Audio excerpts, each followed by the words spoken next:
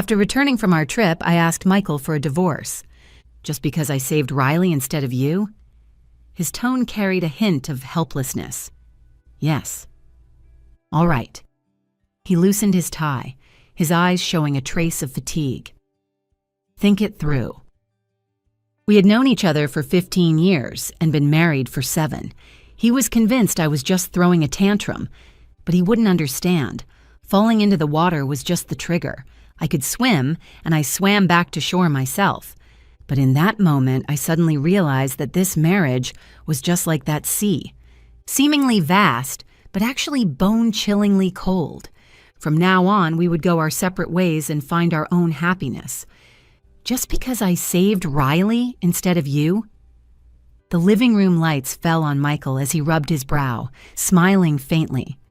You want a divorce just for that? I nodded. Yes, I want a divorce. He leaned back into the sofa, relaxed. How many times have you asked for a divorce? Do you remember? I was stunned. He looked at me calmly. The 3rd time or the 4th? His tone was indifferent. Stop it. We've been together so long, Autumn. You can't leave me. I shook my head. No one is indispensable. Okay. The corner of his mouth twitched. Fine, don't regret it. I won't. I turned towards the bedroom, running into Riley coming out of the guest room. She held a glass of water, her face pale. Michael, I still feel a little dizzy. Her voice was soft. Can you pour me another cup of hot water? Michael didn't move, his gaze fixed on me. If it were before, I probably would have sneered and asked her if she had no hands or feet. But now, I just felt tired. I continued walking, but Riley gently tugged at my sleeve. Autumn, please don't misunderstand. Riley bit her lip timidly. Michael and I are just ordinary colleagues. I'm just an intern fresh out of school. I have no family or friends here. Yesterday I had a high fever and really had no choice but to ask Michael for help. I didn't expect to ruin your anniversary dinner. I'm really very sorry. I finally looked up. Oh, the intern who texts him at midnight saying she's scared. The intern who makes him wear the shirt you bought. The intern who always needs help when we're together. Are you an orphan? Since you know you're just an intern and not Mrs. Miller, did you eat the word boundaries for lunch and digest it? Riley froze, her eyes instantly reddening. She lowered her head, shoulders trembling slightly. Autumn. Michael stood up and handed her a tissue, his tone carrying his usual indulgence and helplessness. I know you're unhappy, but is it necessary to speak so harshly? Riley's tears fell silently. In the empty living room, only her suppressed gasps could be heard. A familiar cramp suddenly hit my stomach. I held onto the doorframe for a moment, then opened the wardrobe and started packing. Michael knocked twice on the door. Autumn? I didn't answer, folding my usual cashmere coat into the suitcase. His voice deepened. Just because of an outsider's words, you have to do this? The moment the zipper broke the silence, I heard the sound of shattering porcelain. Riley had knocked something over again. Opening the bedroom door, I saw Michael hurrying towards the guest room. This time, the thermometer broke. Just as he turned back to explain, I walked past the corner with my suitcase. The mirror in the entryway reflected my pale face. My stomach hurt badly, but my mind was unusually clear. I took out my phone and sent a voice message to my mother. Mom, I want to come home for a few days. As the elevator doors closed, the last thing I saw was Michael frozen in place, clutching the fever medicine. The moment the night wind hit my face, I pressed my cramping stomach and hailed a taxi. I went home and slept, waking up at 9 p.m. Turning on my phone, the first post on my feed was from Riley. What I fear most when sick is troubling others. Thank you for your care and company. Turns out even adults can have moments where they don't need to be strong. The picture was a glass on a windowsill, reflecting the blurry silhouette of a man pouring water for her. That shirt was the birthday gift I gave him last month. Just then, my phone screen lit up with an unread message from Michael. Does your stomach still hurt? I ordered porridge from Shengfeng Xuan for you. 7 full hours had passed. After keeping someone else company, he finally remembered me. I stared blankly at the chat background. The photo was still the aurora we took in Iceland during our honeymoon. We had promised to see the starry skies of the world together. For so many years, he had never changed it. My finger lingered on the screen for a moment, then I muted his notifications. Half an hour later, I went downstairs. My mother saw me. "Why are your eyes red?" "Slept too long, pressed on them," I whispered. "Rest more if you're tired," my mother said softly. "Michael is reliable after all. Knowing you have a bad stomach, he specially had someone deliver porridge. With so many years of feelings, he knows how to take care of you best. Mom, I've decided to divorce Michael."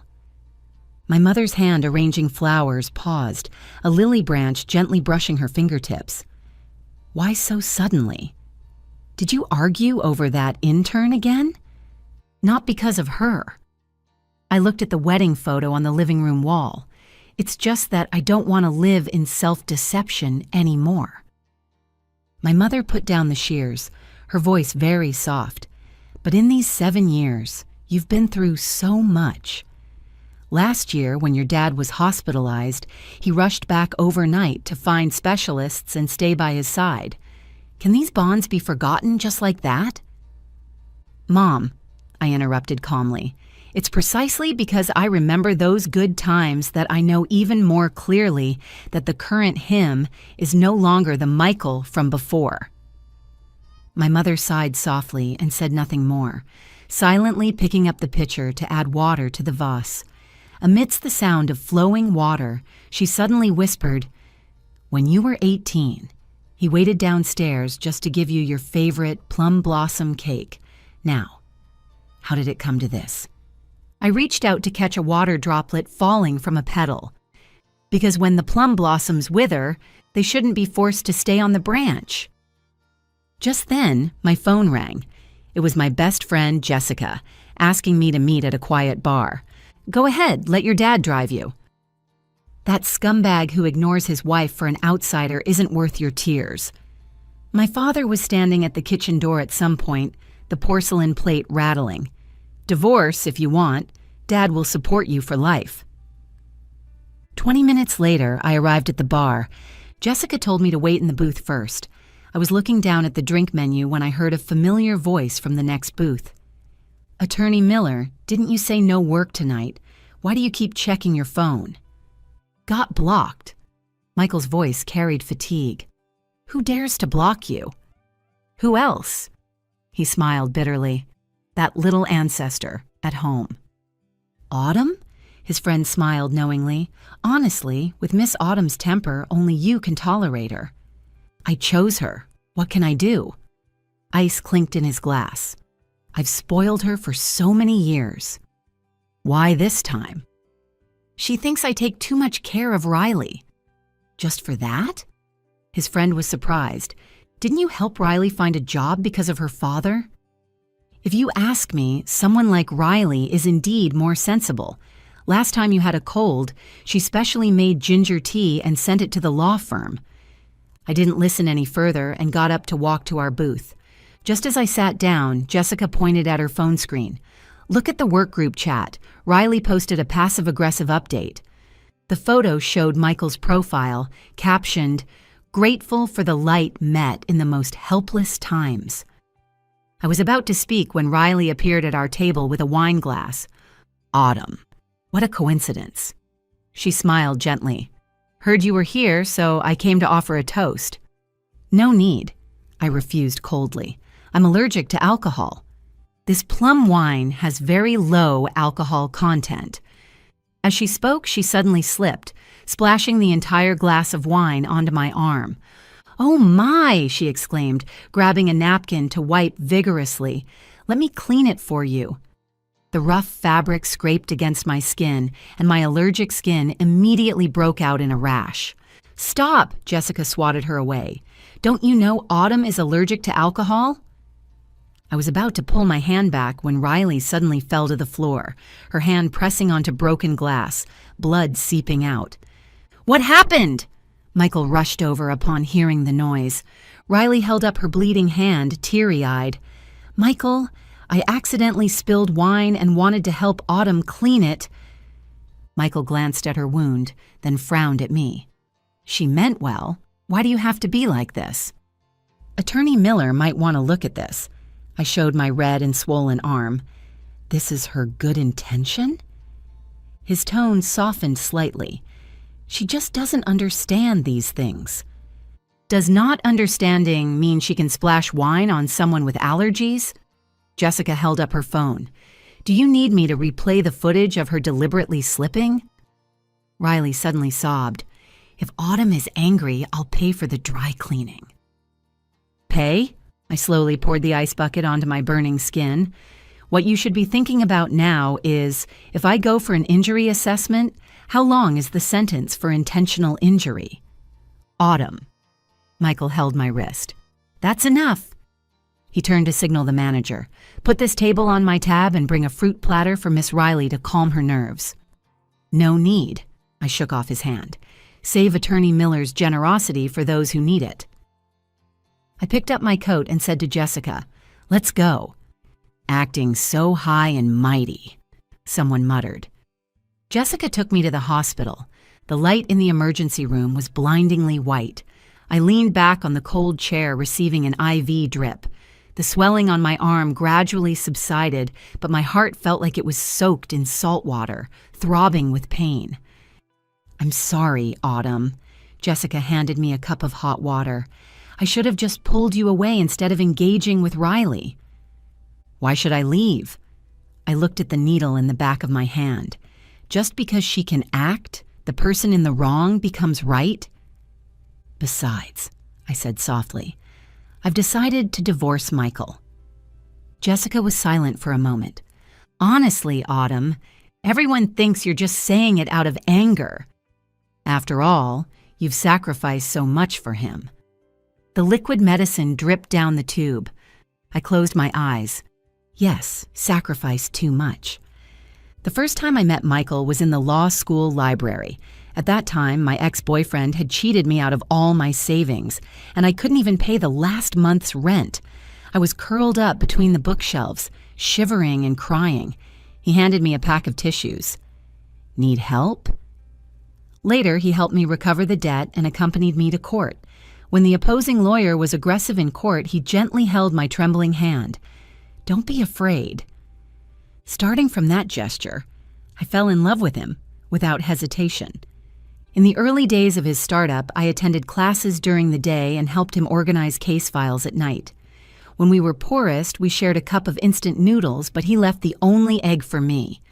"When the firm gets on track, I'll fry you sunny-side-up eggs every day." He always said my smile was like winter jasmine in early spring, capable of melting all gloom. Until Riley appeared. She was a new intern at the firm, always wearing shirts washed until they were faded.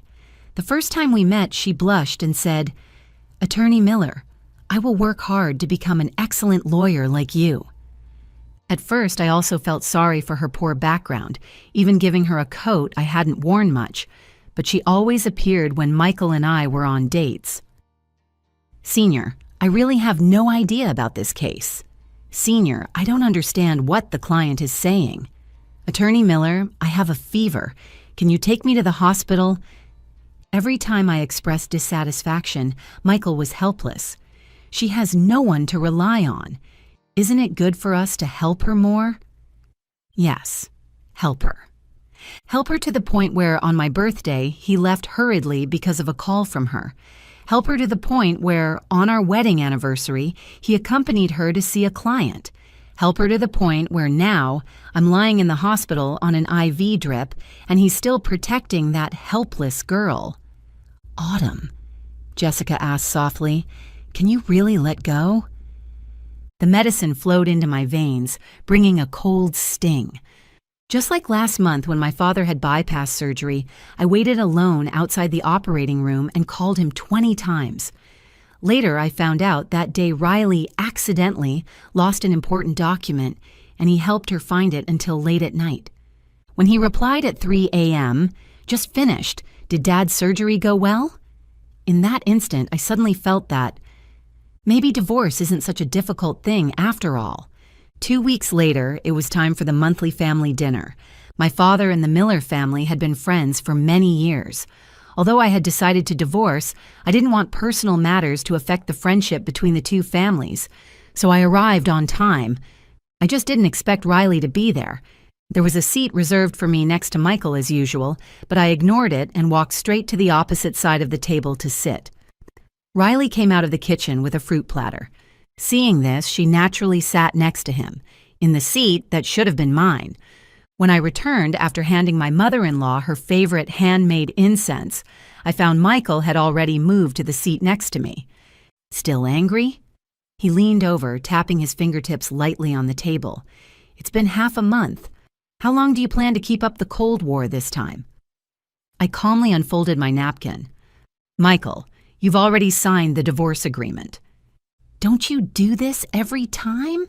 He chuckled softly. Last time you tore it up, the time before that, you burned it. Want to try scattering it in the sea this time? I looked down to check messages on my phone. After the dishes were served, my mother-in-law smiled and turned the topic to us. Michael, Autumn, when do you plan to have a child? Mom even has the nursery ready. Riley softly chimed in. Attorney Miller is so excellent. A child like him would definitely be very cute. But raising a child is expensive now. Ordinary families really need to consider carefully. I put down my chopsticks and smiled. Miss Riley really cares about other people's business. It just so happens our group has set up a new employee childcare center. An intern like you will also be able to enjoy free childcare services in the future. Really? My mother-in-law looked at me with delight. This project is so thoughtful. The proposal has been approved by the board. My grandfather nodded. Autumn personally researched for 3 months, even planning the education fund. Several elders asked about the details of the childcare center. Opposite me, Riley's knuckles gripping her chopsticks gradually turned white. After the meal, Michael stopped me on the terrace, turning his black screen phone around. Add me back when you're done being angry. He leaned against the railing, raising an eyebrow. I found it absurd. We're divorced, Attorney Miller. A qualified ex should disappear forever. Still speaking so prickly. He suddenly leaned in, trapping me between the railing and his arms. I'm going to Berlin on a business trip next week for a whole month. If you don't add me back now, I won't even have anyone to tell I'm safe when I land. Is that so? I raised my eyes to meet his gaze. Then it's a good opportunity for you to adapt in advance. After all, your life and death will have nothing to do with me in the future. I turned to leave, but he smoothly snatched the phone I was holding. Give it back! Stop fussing! He skillfully unlocked it with Face ID, tapping lightly on the screen. Do you really want to wait until I return to talk to me? Who will pick me up at the airport then? You can call Riley. I watched him coldly. Isn't she always just available? She's just a colleague. He chuckled. Picking up at the airport is a wife's job. Why should I pick you up? I took the phone back into my bag. This time next week, our only legal relationship will be ex-spouses. He suddenly laughed out loud as if hearing a childish joke. Last time at the Civil Affairs Bureau, who was clutching the agreement refusing to sign? Autumn? You don't even change your lines when arguing. The divorce cooling-off period takes 30 days. I didn't plan to let him know about this for now. So, who do you plan to have pick you up? The new assistant? Or Vice President Zhang, who always drives you home? He loosened his tie and sneered. I sent you next week's flight info. Dare not to come and I'll break your legs. I was about to retort when the terrace curtain was suddenly lifted by the wind. Riley stood there, timidly holding her phone. Can I also go to the airport to pick you up? I occasionally marveled at Riley. She always managed to appear from some corner just right when Michael and I were alone, joining the conversation incredibly naturally, as if born with some kind of radar. Michael frowned slightly. The company will arrange the airport pickup. What a coincidence. Her fingertips lightly touched the handle of her carry-on. I happen to be going to the airport to see off a client. If Autumn is busy. She lowered her head and pursed her lips before finishing, as if saying half a word more would be overstepping. I stared at the non-existent moisture on her eyelashes and suddenly laughed. Since it's such a coincidence, I'll trouble you then. As I turned, Michael grabbed my wrist, familiar possessiveness surging in his eyes. I want my wife to pick me up, not just anyone. My gaze swept over her slightly reddened eyes. Are you sure? She's about to cry. I take care of her only out of responsibility. He paused, then added, I saved her instead of you last time because she would have drowned. My wife is such a good swimmer. Do I still need to abandon someone in danger? He pulled me into his arms, his voice low. Stop fussing. If there's danger in the future, I'll definitely protect you first. The crystal chandelier in the living room was still on, casting dappled light on his shoulder. Just like the cruise party that day. The light was just as blinding when I watched him lift Riley onto the lifeboat while I stood in my soaked gown. When I come back, he twirled the ends of my soft hair, I'll take you to the Maldives to relax, The 30-day divorce cooling-off period passed faster than imagined. During these 30 days, Michael began frequently sharing sunsets in Berlin, coffee in meeting rooms, even pigeons outside his hotel window. It was ironic.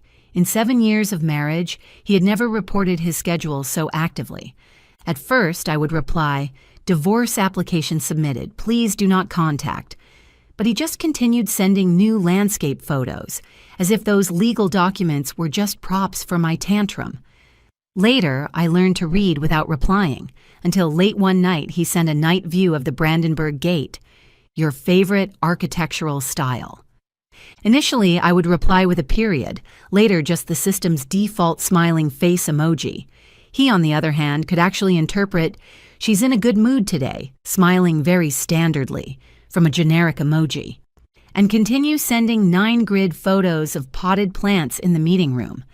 The day the divorce certificate arrived, I opened it with my parents.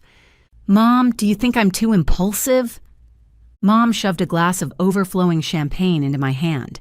Impulsive? My daughter endured for 3 years before divorcing. She's simply too enduring. Dad wiped his glasses and added quietly, "Should have divorced after the cruise incident."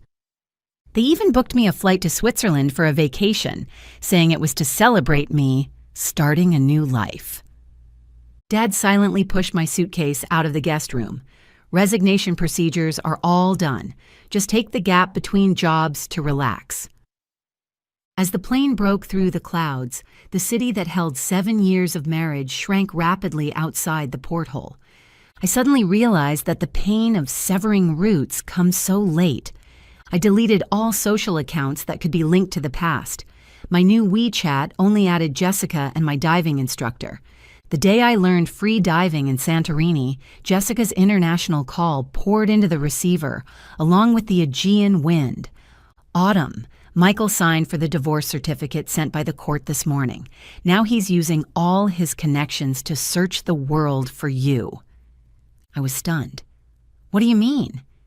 It seems he rushed to your parents' house the day he signed for the document. After finding out you went abroad, he actually took Riley to some merger celebration banquet. Jessica spoke quickly. You cut off contact so you might not have seen it. Riley's posts those few days were all, "Thank you, Senior, for the guidance." Unforgettable work memories, with Michael's profile in every 9-grid photo. Then this morning, the lawyer told him the divorce certificate was officially effective. Only then did he discover you even resigned as a partner at the firm. Now he's looking for you like crazy, even going to my parents' place. He was in bad shape when he knocked on my door last night. Tie askew, eyes full of bloodshot veins. He asked me why you were so heartless. I said, "Did you forget who you chose to save on the cruise?" Jessica paused for a moment. But looking at his reaction then, it seems he really realized how deeply that incident hurt you. He should be, not should be, he's already here. I hung up the phone and looked at the figure walking from the end of the hotel corridor. Michael was indeed in terrible shape. His shirt collar was loosely open, stubble spreading into a gray shadow on his jaw. The shoulder line that was always straight in court had collapsed. Twee ran. "Lynn, who is this?" My diving instructor packed up the gear bag. "Ex-husband." I continued checking the oxygen tank pressure gauge. "Coach, we should go." Passing by him, he suddenly grabbed my diving watch, the metal strap digging deep into my skin. Autumn. My reserved deep-sea window is only 40 minutes. I unbuckled the watch with my other hand. Don't delay important matters. It was dusk when I returned from the dive. He was still standing at the end of the pier, the sea breeze messing up his bangs. "Need me to stay?" The instructor frowned at his red eyes. "It's okay, just follow-up issues with property division." I patted the instructor's shoulder. "See you at the dive spot tomorrow." Finally took him to a beer house converted from a port warehouse. The innermost seat with tangled fishing nets and floats piled behind. "I need an explanation."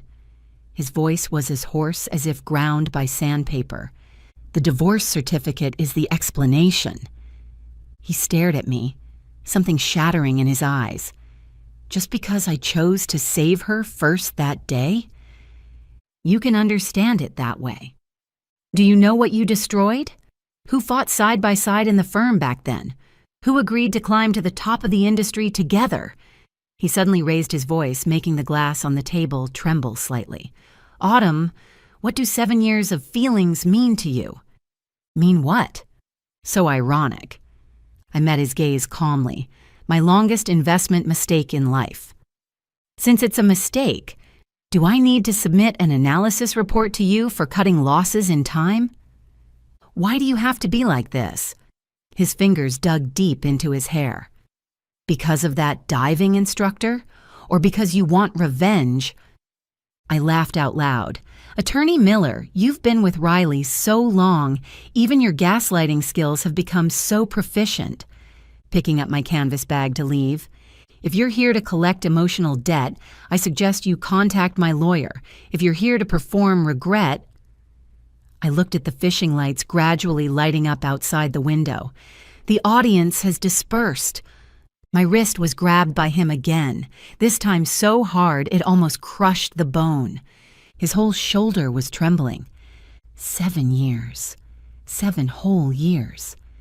When he looked up, I actually saw tears in the eyes of this man who never lost composure in court. "Just because of that fall into the water, you sentenced me to death? You actually wanted to get rid of me long ago, didn't you? Had enough of me long ago, right? Autumn, what is your heart made of?" "Do you know, those 30 days in Berlin, I planned how to win you back every night. I thought after the cooling off period ends, I'd take you to make up for the anniversary, add your name back to the property deed, even ask someone to buy that island vacation house you liked most. Even taking Riley to the celebration banquet was because her father was a key person in the project. Do you know what I was doing the days you canceled your phone number?" His voice suddenly choked. "I was picking out a remarriage ring for you. I prepared all the rituals for a fresh start like a madman. But you, seeing me like this..." He violently pressed my left hand to his heart. "Are you happy?" I looked at him quietly. Anger, pain, and a kind of earth-shattering bewilderment. When I sat back opposite him, the plastic chair scraped harshly against the concrete floor. "Michael, do you know why I signed up for a freediving course as soon as I got the divorce certificate?" His pupils contracted sharply. "The afternoon I got the divorce certificate, I went to the club where we first dived." My voice was calm, as if stating someone else's business. "The coach said my breath-holding time has recovered to 3 minutes, enough to dive to the coral reef area." Michael's breathing began to quicken. "But I stood on the entry platform and couldn't jump for a full 40 minutes. Guess why?" I slowly rolled up my sleeve, revealing a new scar on my wrist. Because every time the water covered my ankles, I would remember the force with which you pushed me that night. "It wasn't a push. I was trying to pull you..." "Pull me?" I suddenly laughed. Attorney Miller, do you need me to help you recall the angle of the surveillance video? Your left hand held Riley's life jacket. Your right elbow hit my collarbone. He slumped back into the chair as if all strength had been drained. When the ambulance boat came, how I wished you could look back once. I rolled my sleeve back down, even just to check if I had sunk. When you called that night, I was at the hospital getting stitches. Remember how you answered when my parents asked if I was injured? Michael's face lost all color. You said. I mimicked his light tone at the time. It's fine. Just twisted it while pulling Riley up, already iced it. Autumn? I didn't know you were injured. If I knew. You indeed didn't know. I stood up, my shadow covering his trembling shoulders. Because the next morning, when I was getting my stitches removed, you were eating soy milk and fried dough sticks with her at a breakfast shop. The photo taken by the shop assistant is still on the homepage of the review site, Dot. I shook my head and actually laughed. Do you know what's most ironic? I didn't panic when holding my breath to the limit at the bottom of the sea. I wasn't afraid when swept away by the undercurrent. But after being pulled up by the rescue boat, seeing the message you sent, Michael's fingers dug deep into his palm. You said Riley was terrified. I'm taking her back to the hotel first. I looked at the fishing lights outside the window. At that time, I suddenly remembered, the day we got our license, your car broke down on the Cross-Sea Bridge, how you ran 3 kilometers in the heavy rain to deliver the ring to me. At that time, you were soaked through, but protected the ring box in your arms and said to me, my voice began to tremble, Autumn, from today on, your emergency contact for everything will be me. He abruptly turned his face away, his Adam's apple rolling violently. For the past 2 years, I've always been modifying my bottom line, do you know? Every time you stood me up for her, every time you said she just needs help, every time I saw her wearing the shirt I gave you, I took a deep breath. I told myself it's me not being generous enough, me thinking too much, me not understanding your sense of responsibility as a lawyer. But when I signed the critical illness notice in the hospital and the nurse asked, "Where's the family?" I raised my hand to wipe the moisture from the corner of my eye. I suddenly understood. You didn't fail to distinguish importance, you just ranked me behind all responsibilities. Michael froze completely in his seat. So, that 30-day divorce cooling off period, you were waiting for my explanation? I waited. I gently rotated the faint mark left by the missing wedding ring on my ring finger. Waited until the 15th day, when news of you accompanying her to a charity gala hit the headlines. The title was written so well. Attorney Miller appears with confidant, suspected new romance after marriage change. That was for PR needs. Her father... Michael, I interrupted him calmly. Even now, you think the problem lies with Riley. He opened his mouth but couldn't make a sound. There was never a third party between us. I stood up, my canvas bag strap knocking over the glass in front of him. Only you, time and time again, chose everyone but me. It's all over. I gently pushed away his trembling hand. The answer you want now, I've already given. I don't love her, never have. His voice carried a hoarseness on the verge of collapse. I took care of her only out of guilt. Her father got into that car accident helping me collect evidence. If I really had any feelings for her, why would I hide the wedding ring in the deepest part of the safe? Trust me once. Just once. He tried to hold my hand again, his palm full of cold sweat. Only guilt? I pushed away the cup in front of me. Michael, you were just relying on my love for you, enjoying the vanity of being wholeheartedly depended upon. Don't say you couldn't see the admiration in her eyes. As the iced coffee slid down my throat, I remembered the doctor saying, wounds always itch when healing. Actually, it's okay. You're just not used to losing someone who always waits for you to look back. I looked at the sunset sinking into the sea level outside the window. Just like I thought I couldn't leave you, but look, now I can hold my breath underwater for 3 minutes. I can't do it! He slammed his fist onto the table, cracking the glass. 7 years! Autumn, 7 years is not 7 days. Tears fell onto the crack, blooming into dark circles. I don't want a divorce. I'll change. I'll change everything. His knuckles turned white, gripping my sleeve. We'll re-notarize assets. I'll give you all the firm's shares. I promise never to see her again. Watching this man, who used to be flawless in court, cry like a child, a slight sting did pass through my chest. Like the moment the last stitch leaves the flesh when removing sutures. He said he planned our beautiful future, didn't I? He didn't know that in the 3rd year of our marriage, I set up a secret folder in the law firm's system. It contained information on all cities suitable for establishing branch offices, rankings of bilingual schools, even blueprints of the island vacation house he occasionally mentioned. That was a surprise escape I prepared for our 7th wedding anniversary, leaving the family responsibilities that suffocated him to open a small law firm by the sea that only took pro bono cases. But now, the modification dates of those PDF files stopped forever. At the early morning, he didn't return home for Riley for the first time. Michael, you should go back. I watched the sea level completely swallow the last ray of skylight. We can't go back anymore. Michael didn't leave this small town. Every morning he appeared at the dive shop pier, wearing an inappropriate suit, watching me check gear and prepare for dives. In the evening, he stubbornly waited at the end of the pier, soaked through, watching the instructor help me remove the tank. He would remember the brand of electrolyte drink I wanted after surfacing, clumsily learned to desalinate the wetsuit, even got a sign language book from somewhere. Because he discovered the instructor and I communicated underwater with gestures. He did these things as a matter of course, as if we were still the couple who massaged each other's shoulders after overtime at the firm. But every time I would bypass the towel he offered and take the one from the instructor. This became his one-man mime show.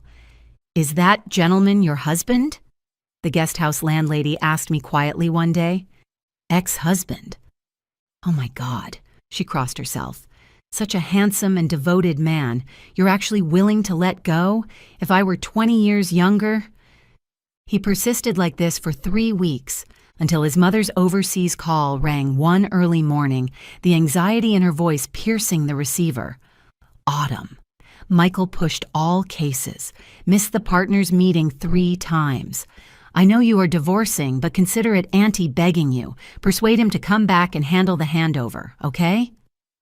Outside the window, Michael stood in the thin mist, trying for the nth time to prune that bush of edelweiss on the porch with hands red from cold.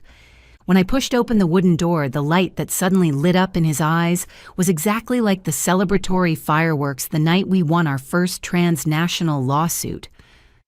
Does Miss Autumn want a croissant or sourdough today? He shook the paper bag in his hand, water droplets dripping from his hair into his shirt collar, the result of walking 4 kilometers to the only open bakery. Michael.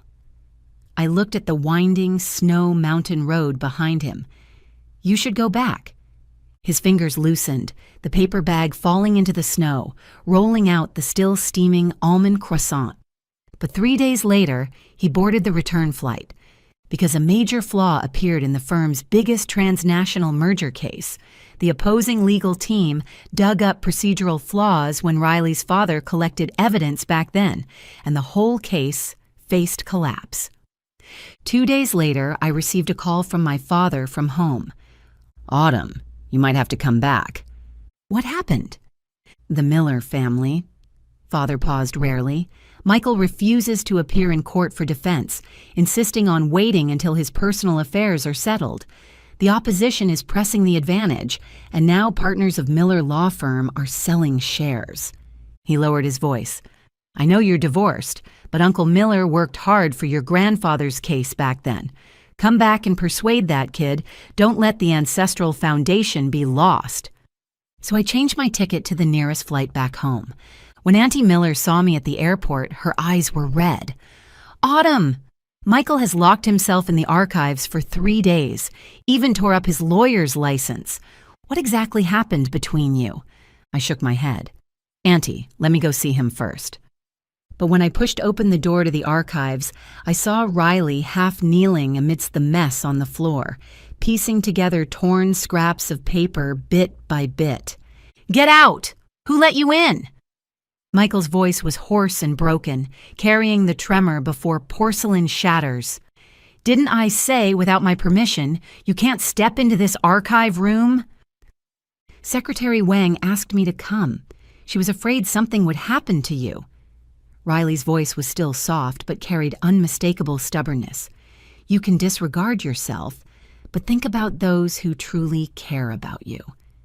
A dull thud, seemingly a file folder hitting the wall. I said, get out! Do you not understand human language? I won't go. She raised her head, tears in her eyes, but her posture unusually resolute. I'm not as cruel as Miss Autumn. I can't watch you destroy yourself. Her voice trembled slightly, but every word was clear. However long you don't eat or drink, I'll stay with you. You don't work, I'll stop everything I'm doing too. Senior, if you don't cherish yourself, someone else will ache for you. My life or death has nothing to do with you. However, the next second, waves suddenly rose in Michael's dead-water eyes. He saw me standing at the door. Autumn. He almost stumbled getting up, knocking over the stacked files beside him. You're back? When? Just arrived. My voice was calm and waveless. If I'm interrupting, I can leave. What are you saying? His eyes quickly became bloodshot as he stumbled past the mess on the floor towards me. I knew you wouldn't. Michael, I interrupted him, glancing at the documents on the floor that had been violently torn and then carefully pieced together. You look really ugly right now. Sit down first, listen to me. He pulled me into the archives almost roughly, as if Riley was just an insignificant speck of dust on the wall. I've thought it through. If we lose this case, we lose it. We can start over. Close the firm. We leave here together. Go anywhere.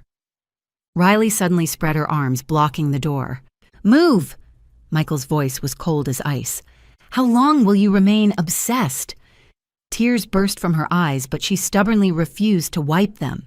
She's indifferent, selfish, only cares about herself. Where was she during your father's surgery? Where was she when you needed support most? She only drains you, dragging you from the clouds into the mud.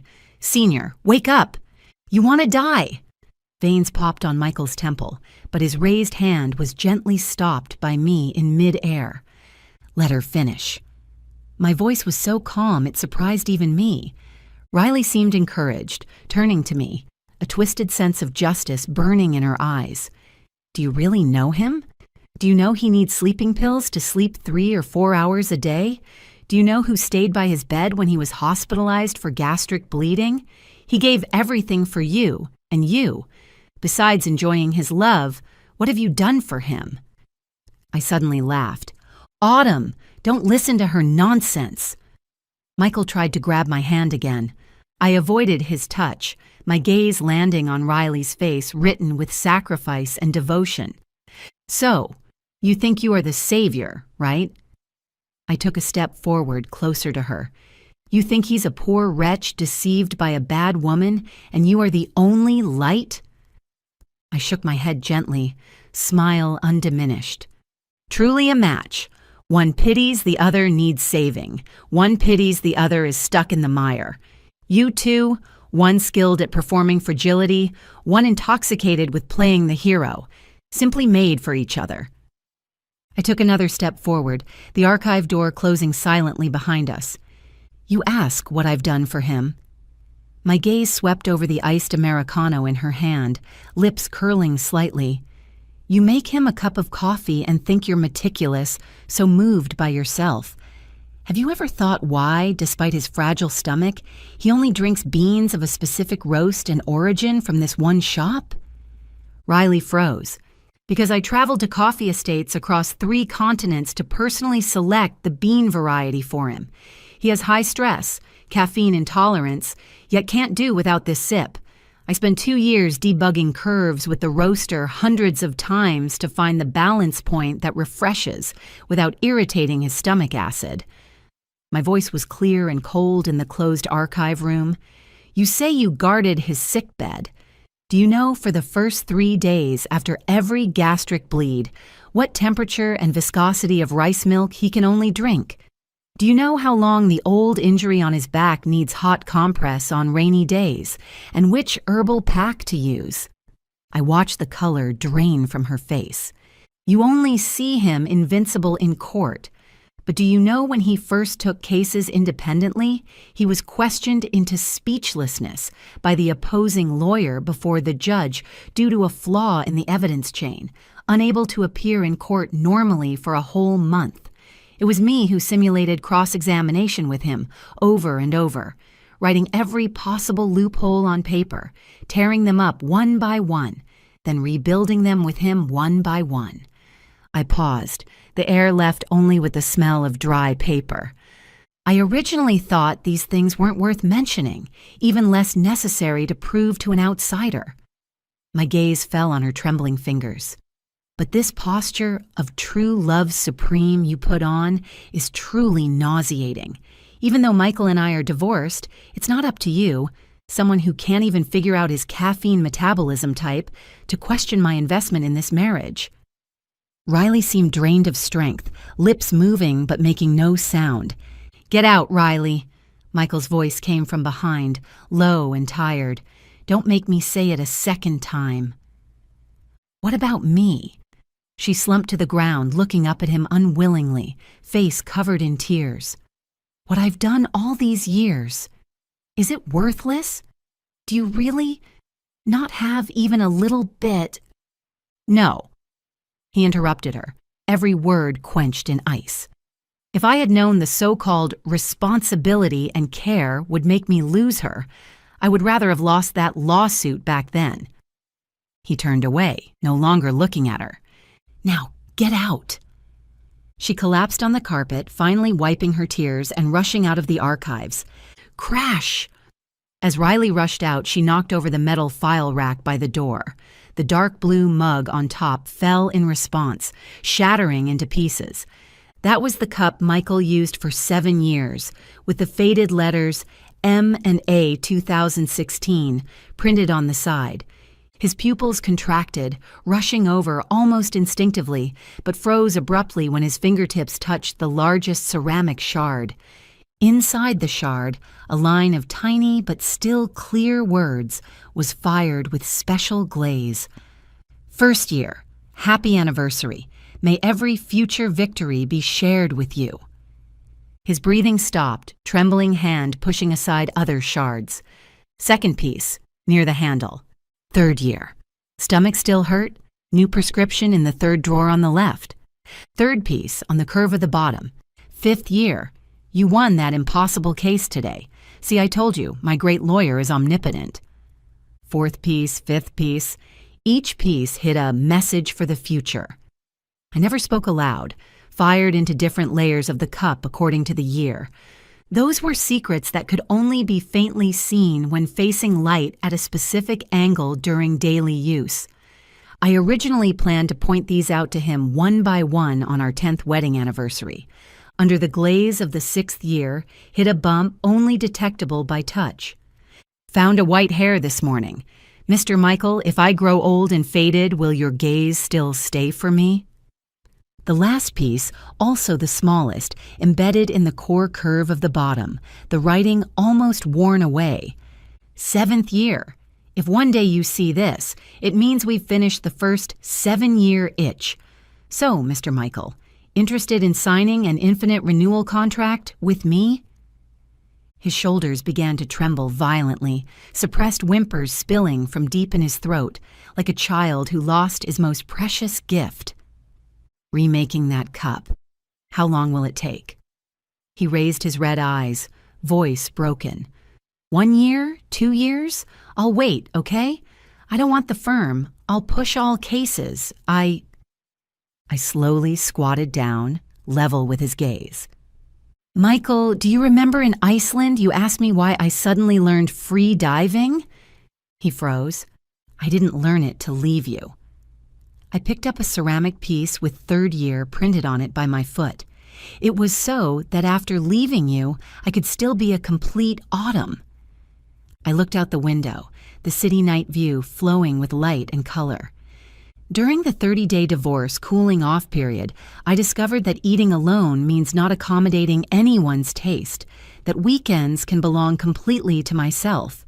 The pain is real, but the relief is also real.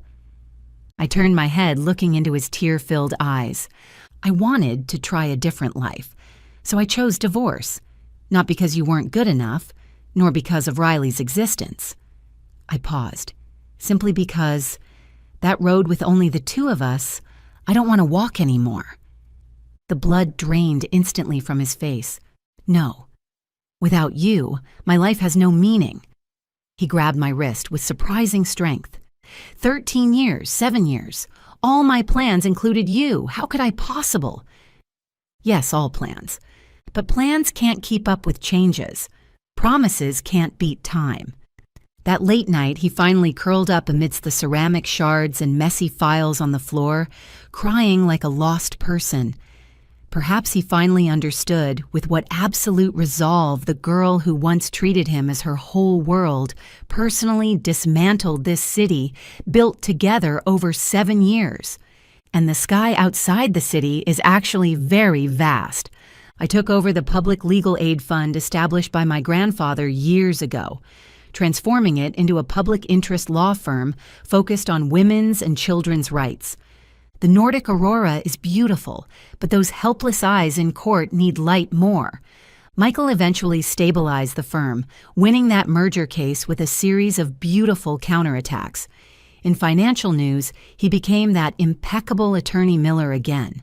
But he pushed all overseas merger cases to partners, appearing in the old district where my law firm was located every month, sometimes buying cigarettes at the convenience store across the street, sometimes sitting on the bench at the end of our mediation room corridor. He came every month, naturally seeing the light burning in my eyes, colder than the aurora, when I fought for rights for women suffering domestic violence in the mediation room. Only the source of that light had long changed from the identity of Mrs. Miller to the lawyer badge on my chest. I knew he was still waiting for a reverse judgment in legal terms, but in my world there were new comrades, senior social workers sent by the Women's Federation, like-minded young public interest lawyers, and that sign language interpreter girl who could always translate obscure legal provisions into plain language.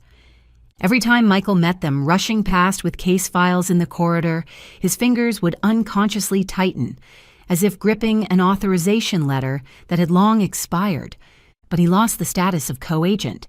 He would still send some latest judicial interpretations or typical cases to my work email, and my reply forever stopped at the professional, "Received with thanks, appreciate sharing." I knew a judgment that had taken effect had no retrial procedure, so even supplementary opinions shouldn't be submitted. The day I successfully helped a woman suffering long-term abuse win custody of her child, I received a message from Jessica. Riley was transferred to the procuratorate for suspected forgery of evidence. When she was just disbarred, she hinted in former classmate groups that it was because someone was jealous of her relationship with attorney Miller and set traps. Jessica's voice on the phone carried irony.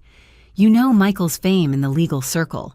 She did appear with him on several public occasions, so some people actually believed it.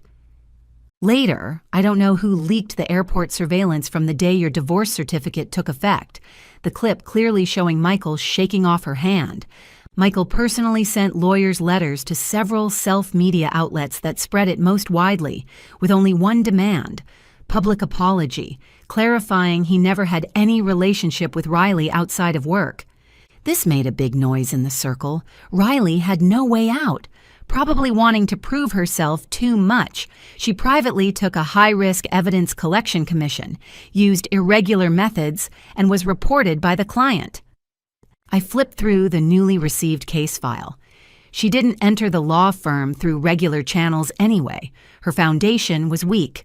Once she lost protection, going astray was just a matter of time. I had heard some of this from Auntie Miller, too. Riley's mother had gone to the law firm crying and begging, shouting, "Attorney Miller can't be so heartless," while being escorted out by security. But the Miller family showed no mercy this time, directly sending a lawyer's letter warning against defamation. Jessica continued, "At last month's Bar Association annual cocktail party, Michael came too. Not seeing you, he was distracted all night. But he doesn't look like an ace lawyer at all anymore. Lost so much weight, suit hanging empty on him. Sigh, thinking back now when he was by your side before, his whole person was glowing." When the short summer of the Arctic Circle ended, I saw Michael at the preparatory meeting for the public interest law firm. He stood at the door, figure so thin it seemed the corridor wind could blow through him. I was stunned for a moment before recognizing him. "Gastric bleeding, just discharged." He smiled at me. "By the way, the roasting curves and data for debugging coffee beans before, I saved them in the cloud drive." I pushed over a sticky note with account and password. Password is the last 6 digits of your passport. He stared at that note, Adam's apple rolling. "This is what I deserve." The public legal consultation window at the new law firm site. I handed over a cooperation intention letter. "If Miller Firm is willing to provide some professional support, we welcome it. After all, a quality partner." "You are leaving?" His voice was very light. I organized the files in my hand. "Going to Qinghai next week, a legal aid project for women in pastoral areas." "Can I still send you case references in the future?" I looked up and smiled at him. "Attorney Miller," I said, "there should be more important emails in your inbox." With this year of watching from afar, he should have seen clearly that once some boundaries are drawn, they are more distinct than national borders. But he just shook his head, carefully folded those 2 documents, and put them into his inner suit pocket. "Safe travels." He stood in place, voice scattering in the corridor wind. I turned and left holding the files. Outside the window, the city began to light up with evening lamps. Warm yellow spots of light spread one after another, as if someone overturned a honeypot on the deep blue sky curtain. Suddenly remembered, one overtime night long ago, I also lay by the window of the law firm office, pointing at the myriad lights downstairs and saying to him, "Look, when we win the lawsuit later, we'll buy the brightest one for home." And what he said was, "No need to buy. Wherever you are, that place is the brightest." The lights outside the window today are much vaster than that patch back then, and I am finally going alone to light up a vaster night belonging to others. Who says such light isn't moving?